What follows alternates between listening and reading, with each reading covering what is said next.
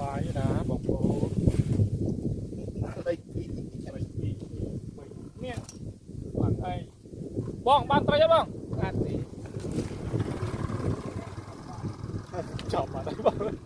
lấy đánh riêng mình tên nữa nè bong có bong ăn ban này riêng mình tên rồi